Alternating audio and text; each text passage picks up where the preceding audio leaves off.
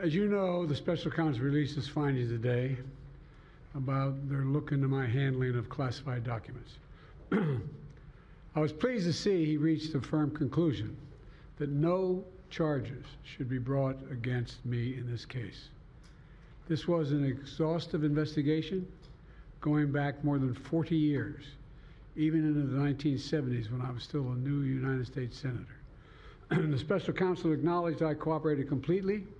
I did not throw up any roadblocks. I sought no delays. In fact, I was so determined to give the special counsel what he needed, I went forward with a 5-hour in-person interview over 2 days on October the 8th and 9th of last year, even though Israel had just been attacked by Hamas on the 7th and I was very occupied. It was in the middle of handling an international crisis. I was especially pleased to see special counsel make clear the stark distinction and difference between this case and Mr. Trump's case. The special counsel wrote, and I quote, "Several material distinctions between Mr. Trump's case and Mr. Biden's are clear," continuing to quote, "Most notably, after given multiple chances to return classified documents to avoid prosecution, Mr. Trump allegedly did the opposite. According to the indictment, he not only refused to return the documents for many months, he also obstructed justice by enlisting others to destroy evidence and then to lie about it. In contrast," he went on to say, "Mr. Biden turned in classified documents to the National Archives and the Department of Justice, consented to the search of multiple locations, including his home, sat for a voluntary interview, and in other ways cooperated with the investigation," end of quote. I've seen the headlines since the report was released about my willful retention of documents. These assertions are not only misleading, they're just plain wrong.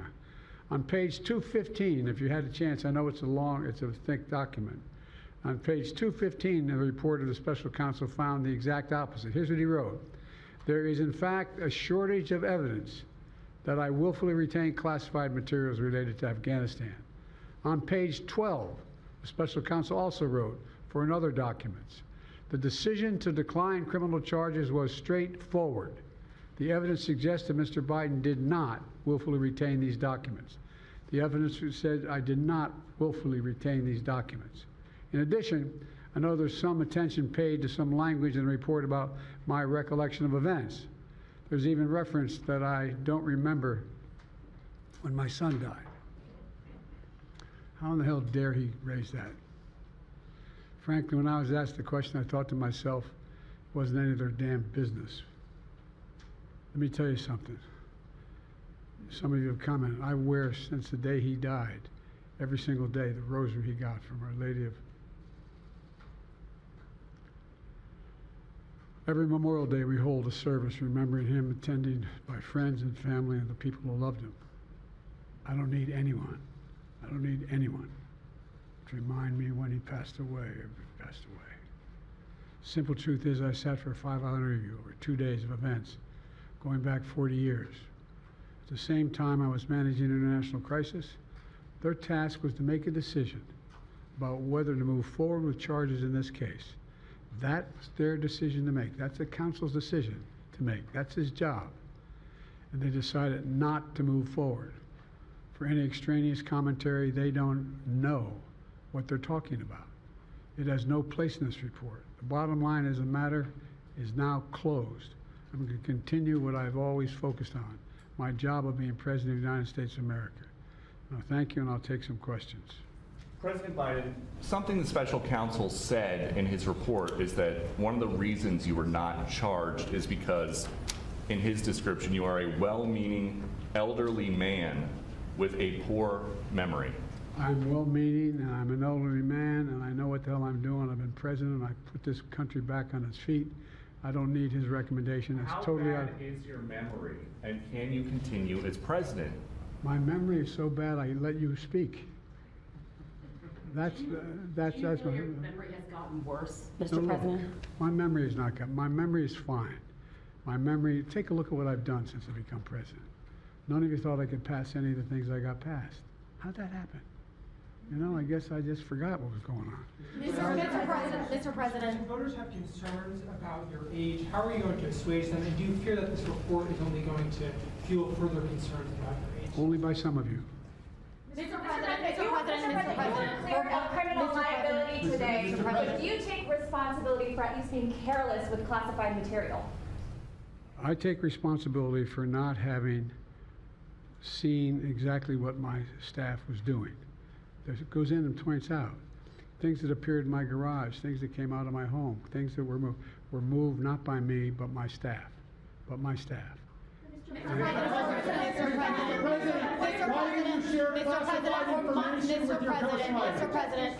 Mr. President, for months when you were asked about your age, you would respond with the words, "Watch me." Many American people have been watching, and they have expressed concerns about your age. That is your judgment. That is your judgment. That is not the judgment of the press. They expressed concerns about your mental acuity. They say that you are too old. Mr. President, in December, you told me that you believe there are many other Democrats who could defeat Donald Trump. So why does it have to be you now? What is your answer to that question? Because I'm the most qualified person in this country to be President of the United States and finish the job I started. Do you believe that, guys? Why are you confusing the names of world leaders? Thank you, everyone. Thank you very much. I did not share classified information. I did not share it. With your ghostwriter. With my ghostwriter, I did not. Guarantee you did not. But the special counsel said in the report that he did not say that. Okay. He did not say that. But Mr. President, one of the... Let me answer your question. The fact of the matter is, what I didn't want repeated, I didn't want him to know, and I didn't read it to him, was I had written a long memorandum to President Obama why we should not be in Afghanistan. And I was of this multiple pages. And so what I was referring to, I said classified. I should have said it should be private because it was a contact between the president and the vice president as to what was going on. That's what it is referring to. It was not classified information in that document. That was not classified.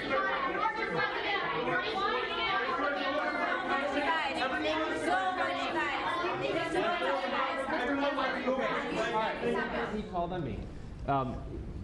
When you look back at this incident, is there anything you would do differently now? And do you think that a special prosecutor should have been appointed in the first place in both of these cases? First of all, what I would have done is oversee the transfer of the material that was in my office, in my offices. I should have done that. If I go back, I didn't have the responsibility to do that. That was my staff was supposed to do that, and they referenced that in the report. And my staff did not do it in the way that, for example, I didn't know how half the boxes got in my garage until I found out staff gathered them up, put them together, and took them to the garage in my home. And all the stuff that was in my home was in filing cabinets that were either locked or able to be locked. It was in my house. It wasn't out in, like in Mar-a-Lago, in a public place where, and none of it was high classified. Didn't have any of that red stuff on it. You know what I mean, around the corners? None of that. And so I wish I had paid more attention to how the documents were being moved and where. I thought they were being moved to the archives. I thought all of it was being moved. That's what I thought. Now, what was the last part of your question? Whether a special counsel should have been appointed in this case and in the case of your rival president, former president. I think a special counsel should have been appointed. And the reason I think a special counsel should have been appointed is because I did not want to be in a position that they looked at Trump and weren't going to look at me, just like they looked at the vice president. And the fact is they made a firm conclusion. I did not break the law, period. Thank you all very, very much.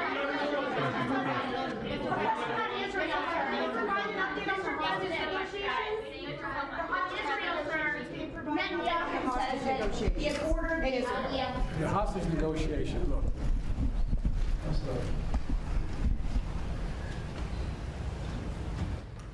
I'm of the view, as you know, that the conduct of the response in Gaza, in the Gaza Strip, has been over the top. I think that, as you know, initially, the president of Mexico, El-Sisi, did not want to open up the gate to allow humanitarian material to get in. I talked to him. I convinced him to open the gate. I talked to Bibi to open the gate on the Israeli side. I've been pushing really hard to get humanitarian assistance into Gaza. There are a lot of innocent people who are starving, a lot of innocent people who are in trouble and dying. And it's got to stop, number one. Number two, I was also in a position that I'm the guy that made the case that we have to do much more to increase the amount of material going in, including fuel, including other items. I've been on the phone with the Qataris, I've been on the phone with the Egyptians, I've been on the phone with the Saudis to get as much aid as we possibly can into Gaza. There are innocent people, innocent women and children who are also in badly in need of help.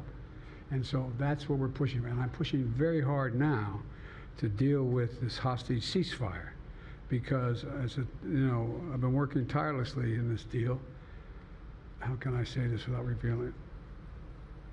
To lead to a sustained pause in the fighting, in the actions taking place in the Gaza Strip. And because I think if we could get the delay for that, the initial delay, I think that we would be able to extend that so that we could increase the prospect that this fighting in Gaza changes. There's also negotiations. You may recall, in the very beginning, right before Hamas attacked, I was in contact with the Saudis and others to work out a deal where they would recognize Israel's right to exist, make them part of the Middle East, and recognize them fully in return for certain things that the United States would commit to do. And the commitment that we were proposing to do related to two items. I'm not going to go in detail, but one of them was to deal with the protection against their arch enemy to the northwest, northeast, I should say. The second one, by providing ammunition and material for them to defend themselves. Coincidentally, that's the time frame when this broke out. I have no proof what I'm about to say, but it's not unreasonable to suspect that the Hamas understood what was about to take place and wanted to break it up before it happened. Thank you, everybody. We're going to need everybody to hold for a moment.